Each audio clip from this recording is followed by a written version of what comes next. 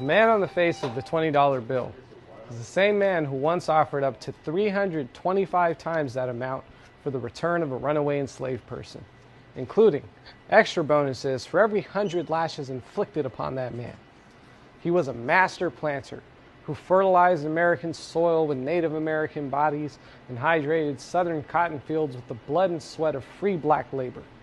Such an icon of white supremacy was he that nearly 200 years after launching the violent displacement of 100,000 non-white bodies, a piece of paper with his face on it was all the authorization they needed to suffocate a man to death while the world watched them do it. Big Floyd was murdered by police outside of a grocery store. See, my uncles also operate grocery stores, liquor stores, mini marts, and so on. That whole generation followed a pretty simple formula. You put your heads down, make your money, send your kids to good schools. See, what that actually meant was, put your heads down and don't think about why this formula works out for you but doesn't always work out for everyone else. Why you get to own property in this neighborhood but the people who live here can't. Why liquor stores like yours are on every corner but fresh produce and after-school programs are pretty hard to come by.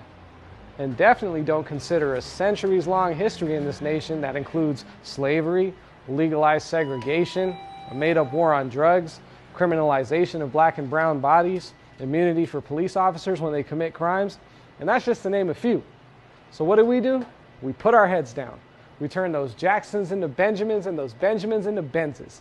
We became well-educated, well-to-do, and accommodating.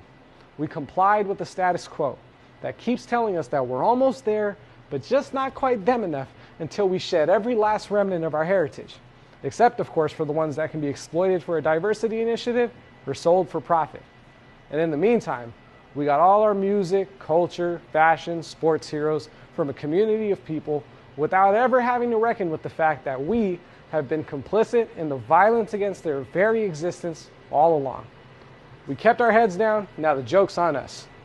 We abandoned our homelands and everything we knew to escape poverty, to escape violent conditions, to escape systemic oppression. And this whole time, we remained silent while we watched those very same things happen to a group of people who are just slightly different from ourselves. We no longer have time to keep our heads down. Not now, not ever again. Listen to and learn from Black voices.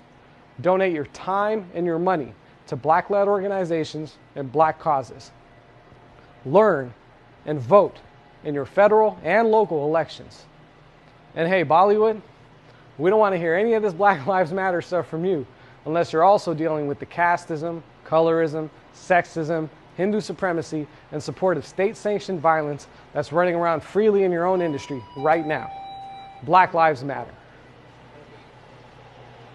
Thank you.